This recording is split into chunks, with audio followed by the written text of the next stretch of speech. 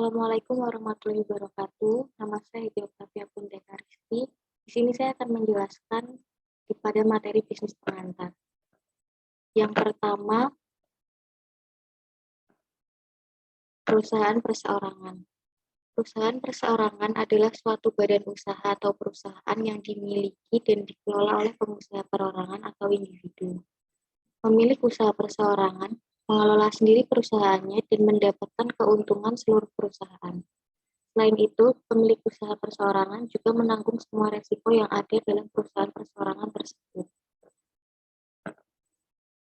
Kelebihan usaha perseorangan, yang pertama seluruh laba menjadi miliknya, kepuasan pribadi luas, kebebasan dan fleksibilitas tinggi, serta mudah memperoleh kredit. Sedangkan untuk kelemahannya, yaitu tanggung jawab pemilik tidak terbatas, sumber keuangannya terbatas, kesulitan dalam memanajemen, kelangsungan usaha kurang terjamin, kurangnya kesempatan pada para karyawan, dan rangkap jabatan pada fungsi-fungsi perusahaan. Yang kedua, firma. Firma adalah suatu persekutuan antara dua orang atau lebih yang menjalankan usaha dengan nama bersama yang mempunyai tujuan untuk membagi hasil yang didapat dari persekutuan tersebut.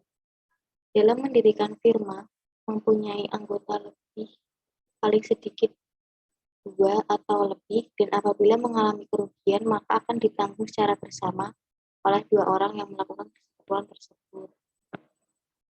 Kelebihan firma yaitu model lebih besar, sehingga lebih mudah untuk memperluas usahanya,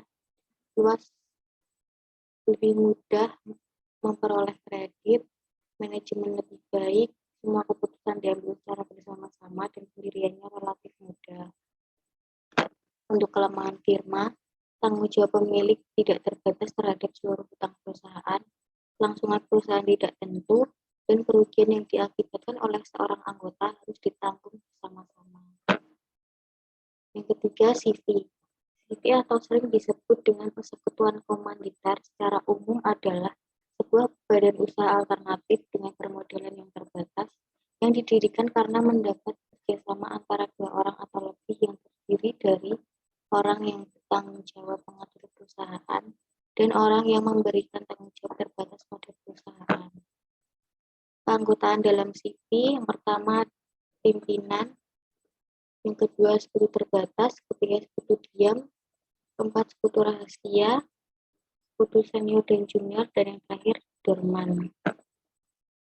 Untuk kelebihan CV sendiri, yaitu ada model yang dikumpulkan lebih besar, mudah memperoleh kredit, kemampuan manajemen lebih luas, dan pendiriannya mudah.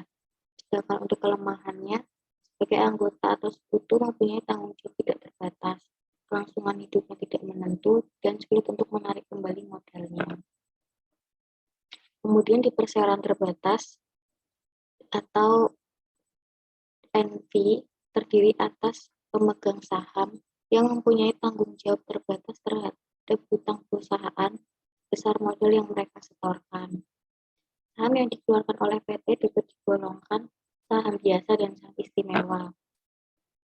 Kelebihan PT, tanggung jawab terbatas para pemegang saham terhadap hutang perusahaan, mudah memindahkan hak kepemilikan, mudah memperoleh tambahan modal untuk memperluas usahanya, pengelolaan sumber modal secara efisien. Dengan untuk kelemahannya, PT merupakan subjek pajak tersendiri, pendiriannya relatif lebih sulit, biaya pembentukan relatif tinggi, kurangnya rahasia perusahaan, dan dividen yang diterima pemegang saham dikenakan pajak lagi sebagai pajak penghasilan. Yang terakhir yaitu koperasi, berasal dari ko dan operasi yang artinya kerjasama. Koperasi diartikan sebagai organisasi rakyat yang berwatak sosial, beranggotakan orang-orang atau bagian hukum, dan merupakan tata usaha ekonomi sebagai usaha bersama berdasarkan asas kekeluargaan serta kegotong royongan. Adapun fungsi koperasi yang pertama, alat perjuangan ekonomi mempertinggi kerjasama rakyat, alat pendemokrasian ekonomi nasional, sebagai salah satu urat nadi perekonomian bangsa Indonesia, dan mengatur tata laksana perekonomian rakyat. Sumber keuangan koperasi terdiri dari anggota koperasi, yaitu simpanan pokok, simpanan wajib, simpanan sukarela, pinjaman, hasil usaha, dan penanaman modal. Jenis-jenis koperasi yang pertama, koperasi produksi, koperasi konsumsi, dan koperasi kredit. Pembagian koperasi berdasarkan luas daerah, yaitu koperasi primer, koperasi pusat, gabungan koperasi, dan induk koperasi. Sekian yang bisa dapat saya jelaskan, kurang lebihnya mohon maaf. Wassalamualaikum warahmatullahi wabarakatuh.